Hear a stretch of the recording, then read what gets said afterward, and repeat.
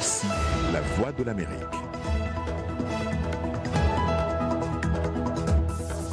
Mesdames et messieurs, bonsoir. Le Monde aujourd'hui, les titres de cette édition.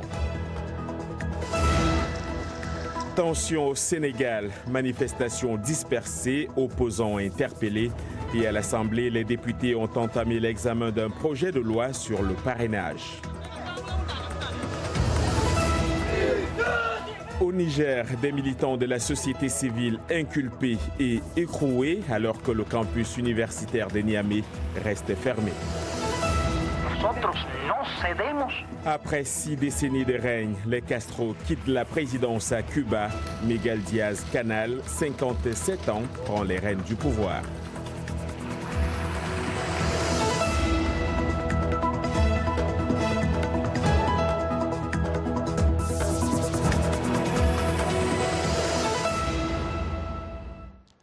Les forces de l'ordre sénégalaises ont dispersé ce matin la tenue de manifestations à Dakar et dans d'autres villes. Les manifestants protestaient contre l'adoption d'une révision du code électoral qui prévoit que les candidats à la présidence devront recueillir le parrainage d'environ 65 000 personnes. La coalition de l'opposition qualifie le texte de forfaiture dont le but est d'empêcher les candidatures de l'opposition et dénonce un coup d'État constitutionnel du président Macky Sall. Pour les autorités, le texte répond à un besoin d'organisation du scrutin et de meilleures économies. Le Sénégal compte près de 300 partis. C'est un reportage de Mamadou Diop.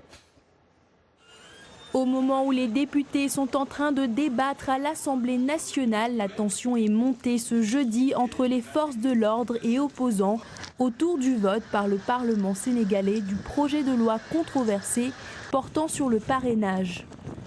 Le ministre de la Justice, Ismaïla Madior Fall, parle de théâtralisation dramatique du jeu politique. Certains Sénégalais ne sont pas du même avis. Moi, personnellement, je pense que je suis pour la limitation des candidats, mais ce dont je ne suis pas d'accord, c'est la précipitation. Je pense qu'on pouvait prendre le temps nécessaire pour discuter avec tout le monde et trouver des consensus. Les responsables et partisans de la majorité parlementaire continuent malgré tout de défendre le projet instauré par le président Sall. Si on ne peut pas avoir 1% de l'électorat, mais c'est pas la peine d'être candidat parce qu'on ne va rien avoir là-bas dans les présidentielles. Pour l'opposition, ce projet de loi n'est qu'un coup d'État constitutionnel visant à empêcher certaines candidatures. Le député Ousmane Sonko est persuadé du passage de ce document. La loi va passer, elle va passer aujourd'hui même. La seule chose qui aurait pu l'empêcher de passer, ça aurait été un rapport de force à partir de la rue comme le 23 juin.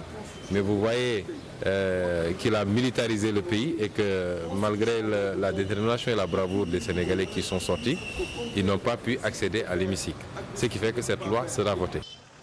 Pour la coalition de l'opposition, l'heure est à la mise en place d'une stratégie. Mais comme ils le disent, pour la majorité, cela peut être une victoire. Mais pour l'opposition, ce n'est que le début d'un long combat. Pour comprendre les enjeux de ces tensions, nous accueillons au téléphone Ndiaga Sylla. Bonsoir. Bonsoir. Vous êtes analyste politique et vous êtes à Dakar. Pourquoi toutes ces polémiques? Bon, il faut dire simplement que il y a eu bel et bien des concertations autour justement de la révision du code électoral.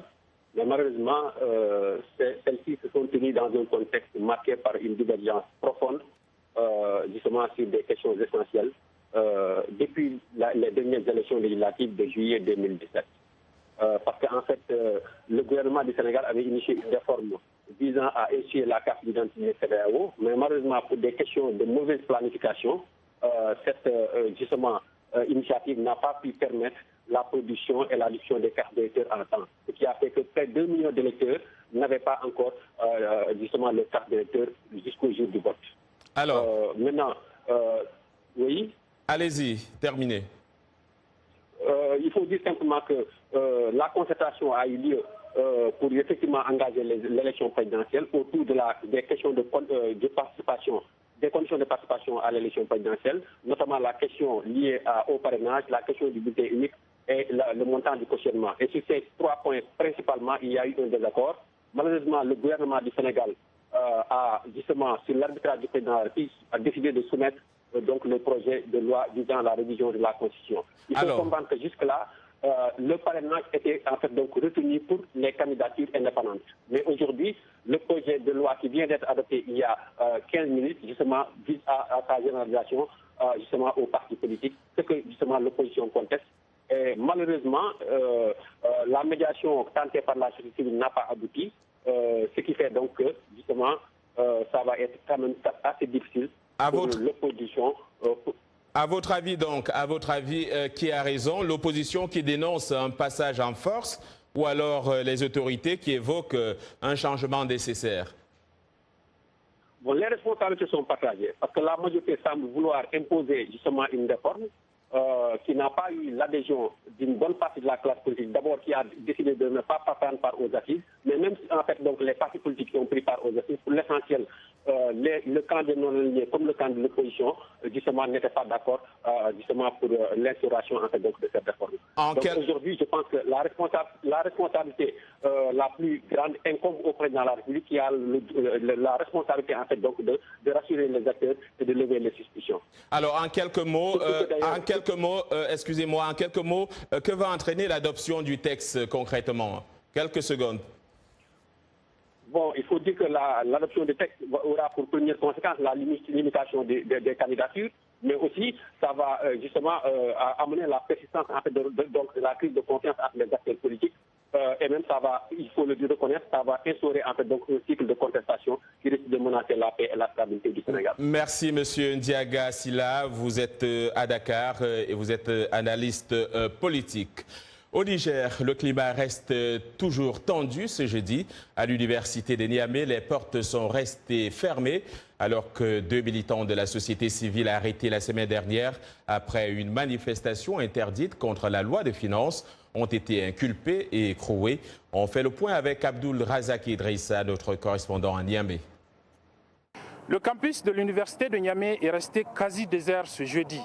Conséquence de la décision du ministre des Enseignements supérieurs de le fermer jusqu'à nouvel ordre après les heures de lundi entre étudiants et forces de l'ordre. Les facultés, elles, sont restées ouvertes, mais il n'y a pas eu de cours. Ce matin, la structure nationale des scolaires a demandé à ses militants plus de vigilance, d'endurance et de détermination pour la continuité de la lutte engagée pour contraindre le gouvernement à répondre à un certain nombre de revendications, notamment la réhabilitation de 5 étudiants exclus en mars dernier par le conseil de l'université. Le gouvernement, en décidant de la fermeture du campus, s'est dit surpris par cette escalade de violence de la part des étudiants, ce malgré des concessions et son ouverture au dialogue. Il faut le dire, ces tensions scolaires interviennent en même temps que les contestations sociales contre certaines mesures fiscales contenues dans la loi des finances 2018. Ce jeudi, 2 responsables de la société civile arrêtés dimanche dernier en marge d'une manifestation interdite ont été envoyés en prison par un juge portant le nombre de personnes incarcérées depuis le début de ces manifestations à 26. Abdullah Razak Idrissa pour VOA Afrique, Niamey. Une information qui risque également de raviver les tensions au Burundi où l'Assemblée nationale a adopté hier un projet de loi autorisant les perquisitions de nuit et sans mandat d'un magistrat. La société civile et l'opposition dénoncent une atteinte à la démocratie à 1 mois seulement d'un référendum constitutionnel. Le texte doit désormais passer devant le Sénat puis être promulgué par le président Pierre Nkurunziza le plus rapidement possible, a souligné un haut cadre du parti au pouvoir, le CNDD-FDD, s'exprimant sous couvert d'anonymat. Karine Kaneza est juriste. Écoutez sa réaction recueillie par Anastasie Tudièche.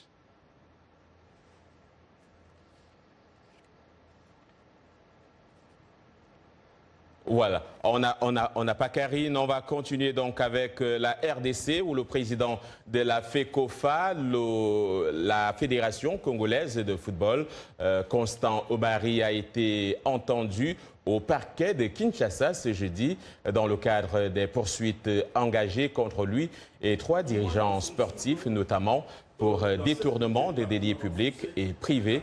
M. Obari et ses 3 co-accusés ont été relâchés. D'abord, M. Obari mercredi soir et les autres ce matin Par ailleurs, la Ligue nationale de football du Congo, l'INAFOOT, a levé son mot d'ordre de suspension du championnat national et de ses autres activités. Au Nigeria, c'est une pluie de critiques qui s'abat sur Muhammadu Buhari dans les réseaux sociaux. Après un discours lors d'un forum d'affaires du Commonwealth à Londres et dans lequel il a reproché à la jeunesse de son pays de ne vouloir rien faire et de profiter de l'argent du pétrole. Beaucoup d'entre eux ne sont pas allés à l'école et prétendent que le Nigeria étant un pays producteur de pétrole, ils peuvent s'asseoir et ne rien faire et avoir droit à un logement, à des soins de santé et à une éducation gratuite, a-t-il déclaré. Le Maroc et l'Union européenne entament demain des négociations pour le renouvellement de leur accord de pêche qui devra tenir compte d'une récente décision de la justice européenne sur le Sahara occidental, un territoire disputé. L'annonce a été faite ce jeudi à Rabat lors d'une réunion préliminaire à l'issue de laquelle le ministre marocain des Affaires étrangères, Nasser Bourita, a appelé à avancer sur les bases solides. L'intégrité territoriale du Maroc est une ligne rouge et n'est pas sujet à négociation, a-t-il dit à la presse, alors que l'accord de pêche Maroc-Union européenne arrive à échéance en juillet. On va donc revenir sur cet élément du Burundi. Karine est là avec nous, on va l'écouter. Sa réaction a été recueillie par Anastasie Tudièche. Deux choses sur cette loi. La première est évidente, c'est le piétinement et le reniement par le gouvernement du Burundi de leurs obligations internationales, que ce soit par rapport au protocole relatif aux droits civils et politiques, que ce soit par rapport aux lois qui ont été ratifiées, qui sont au sein de chartes comme la charte africaine des droits des peuples, des droits de l'homme et des peuples, etc., etc. La deuxième chose, il faut le dire, et je sais que c'est un petit peu controversé, mais il faut toujours le dire, c'est la consolidation quand même d'une dictature. Depuis 2015, on a un gouvernement qui s'inscrit dans une certaine anticonstitutionnalité aussi. La ministre de la Justice, Aimée Laurentine Kanyana, a dit que, compte tenu de l'évolution de la criminalité au Burundi, au cours des dernières années, il a fallu introduire de nouvelles règles dérogatoires au droit commun de la procédure pénale. C'est de cette manière qu'elle a justifié l'établissement de cette loi. Qu'est-ce que vous répondez à cela? Il y a une contradiction parce que c'est ce même gouvernement qui s'évertue à répéter qu'il y a la paix au Burundi, mais qu'il y a des petits actes criminels. Autre actualité, la Russie, producteur et exportateur de premier plan d'acier et d'aluminium, a saisi ce jeudi l'Organisation mondiale du commerce, comme l'ont déjà fait la Chine et l'Union européenne dans le dossier des droits de douane américains sur les importations d'acier et d'aluminium. Depuis l'annonce début mars des droits de douane supplémentaires sur les importations américaines d'acier et d'aluminium, les frictions se sont multipliées entre Washington et plusieurs de ses partenaires commerciaux. L'Union européenne a pour l'heure été exemptée de ses droits de douane supplémentaires jusqu'au 1er mai prochain. C'est un changement historique à Cuba où, pour la première fois depuis près de 60 ans, un Castro ne dirigera pas le pays. Miguel Díaz-Canel a remplacé Raúl Castro, le frère de Fidel, à la présidence. Ces changements prévus depuis de longue date pourraient cependant se faire dans la continuité. Quoi qu'il en soit, c'est une nouvelle ère qui s'ouvre pour Cuba. C'est un récit d'Abdourahmane Dia. Depuis que la guérilla, dirigée par Fidel et son frère Raúl Castro, ont renversé le régime dictatorial pour prendre le pouvoir en 1959, les noms Castro et Cuba étaient devenus indissociables. Fidel Castro, mort en 2016, a instauré le communisme et dirigé le pays pendant 5 décennies. Son frère Raúl, qui avait ensuite pris les rênes du pouvoir, avait promis des réformes économiques sans parvenir à faire bouger les lignes en 10 ans de pouvoir. Les Castro laissent derrière une image de défiance envers les États-Unis, mais aussi un bilan marqué par l'oppression. Le bilan sur les droits humains est celui de l'autoritarisme. Il n'y a pas de liberté d'association, pas de liberté de presse, pas de liberté de créer des partis politiques ou de voter sa conscience. La question est de savoir ce qui va changer à Cuba après les Castro. Les communistes révolutionnaires de l'ancienne génération continueront-ils à influer sur les affaires de l'État, d'autant que Raúl Castro restera à la tête du Parti communiste? On verra comment les choses vont évoluer dans le moyen terme. Mais je ne vois pas un large soutien au sein du gouvernement en faveur d'avancées sur les droits humains, par exemple. L'administration Trump a freiné la politique d'ouverture envers Cuba enclenchée par l'ancien président Obama, marquée par sa visite à la Havane en 2016. Washington n'attend pas beaucoup en termes de changement. Nous aimerions que Cuba soit plus libre. On observe, mais on est peu optimiste. Le processus n'est pas démocratique. Une nouvelle génération de dirigeants à Cuba, certes, mais peu de signes d'un changement.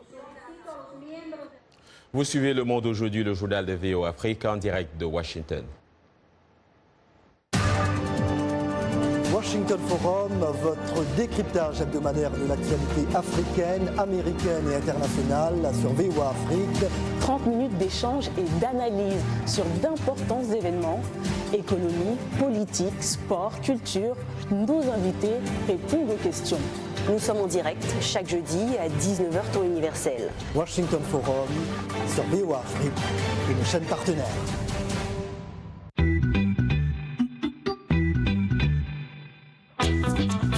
Vous et nous, c'est votre émission hebdomadaire de VOA Afrique. Une connexion Afrique-Amérique inédite où les Africains et les Américains se racontent. Ces rencontres loin des clichés. Un choc des cultures, bienvenue.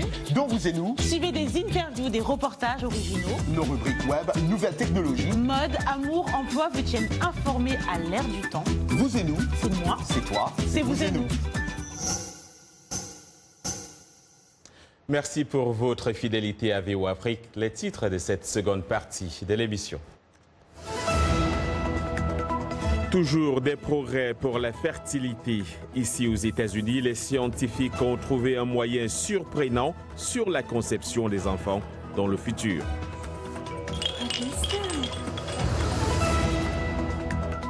Nous irons à la rencontre d'Eno Corée, une maquilleuse camerounaise qui a du talent et le souci du détail. Au Sénégal, le cirque fait son entrée chez les jeunes défavorisés grâce à une association locale.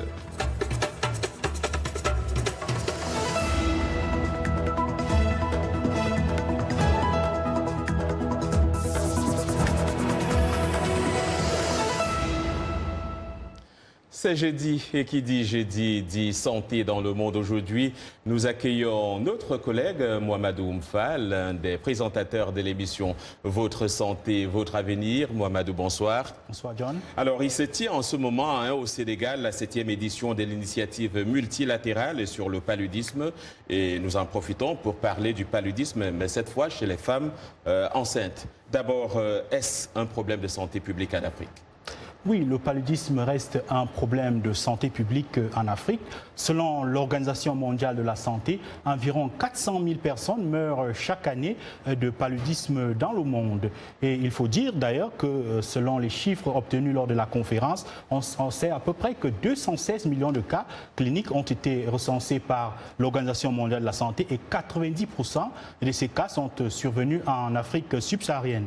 C'est donc un problème qui préoccupe les spécialistes de la santé publique pour au moins deux raisons. D'abord parce que, comme je viens de vous le dire, les chiffres sont alarmants. Par exemple, au Burkina Faso, lors de la 10e conférence européenne de médecine tropicale à Anvers en Belgique, un expert m'a expliqué qu'au Burkina Faso, il avait recensé 30 000 cas de paludisme chez les enfants.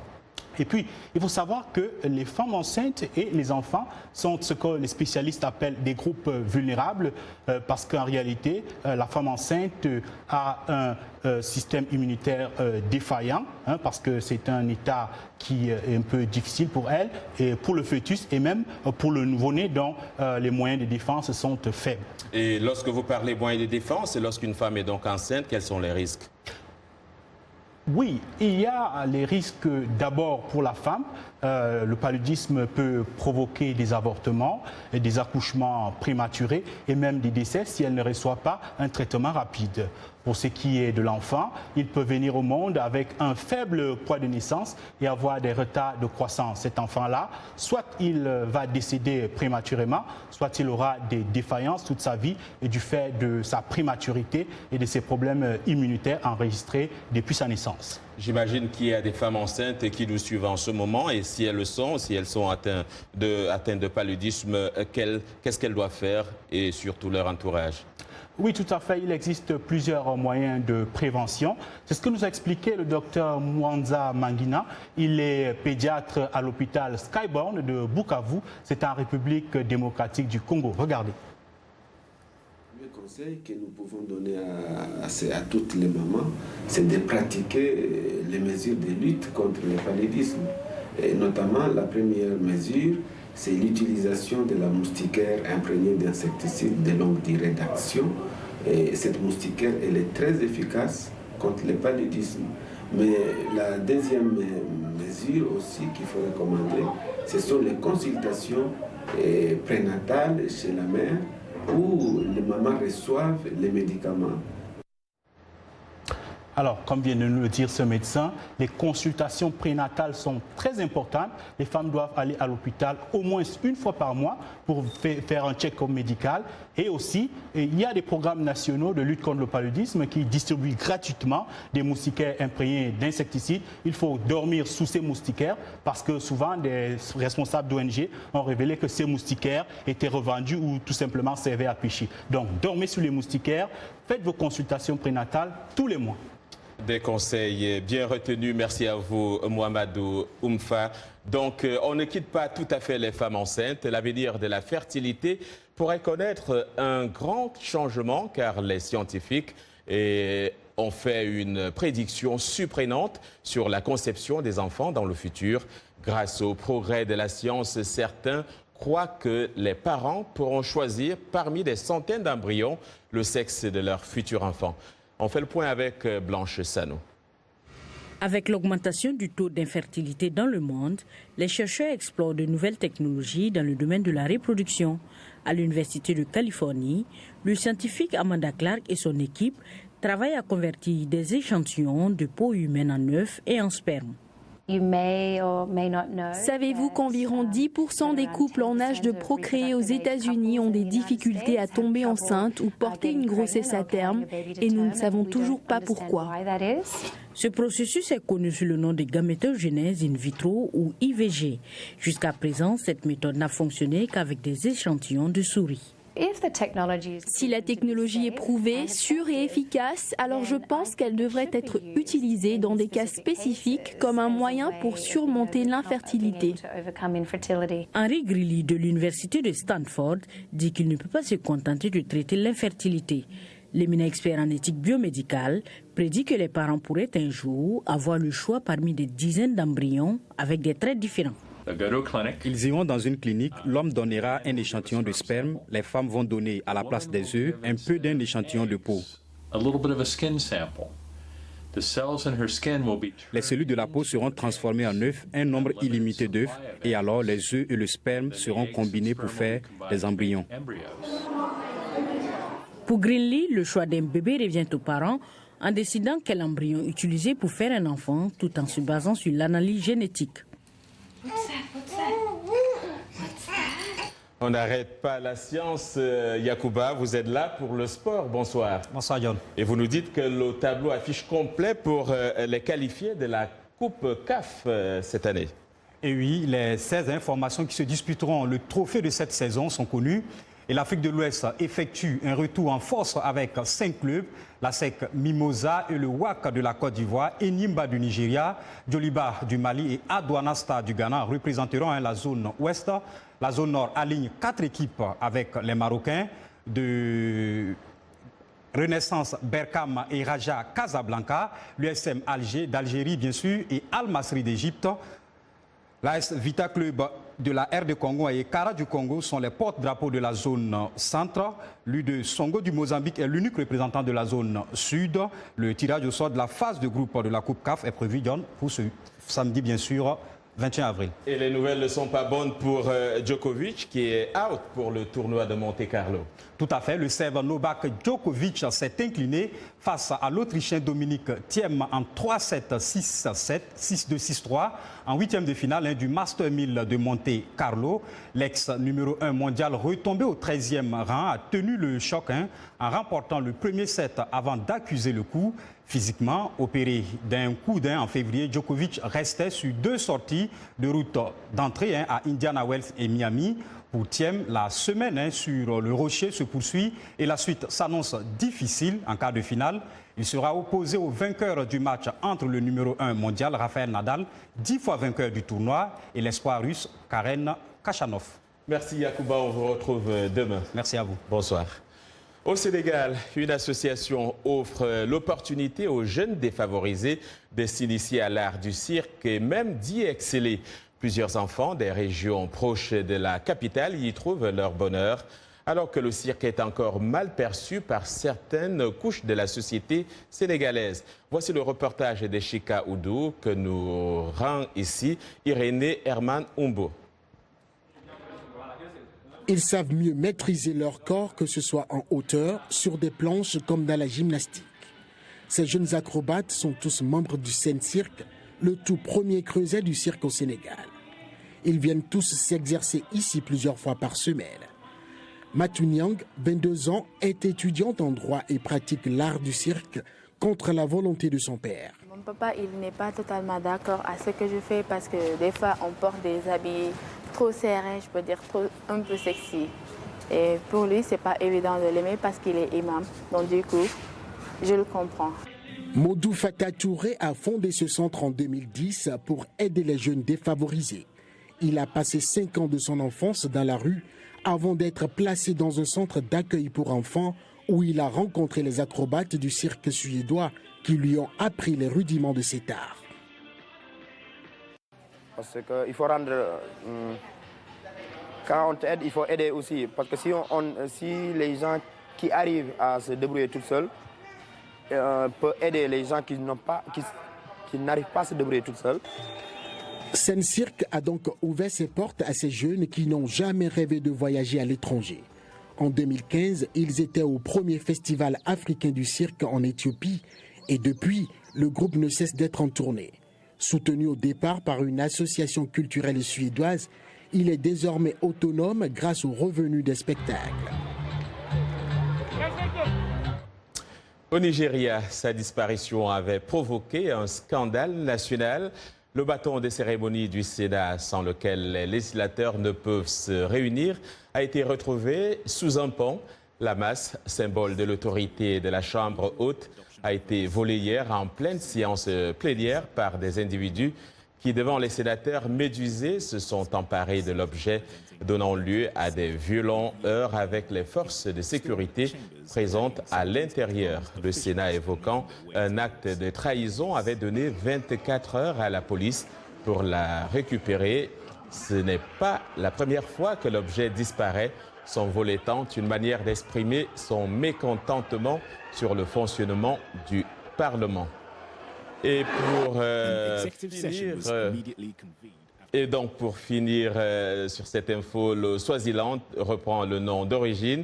Iswati, c'est ce qu'a annoncé Mouati III, roi de ce petit pays d'Afrique australe et dernier monarque absolu du continent. Le roi Mouati III en a fait lui-même l'annonce aujourd'hui à l'occasion du 50e anniversaire de l'indépendance du pays. C'est la fin de ce journal. Merci de l'avoir suivi. Je vous retrouve demain sur cette même chaîne, à cette même heure. Bonsoir.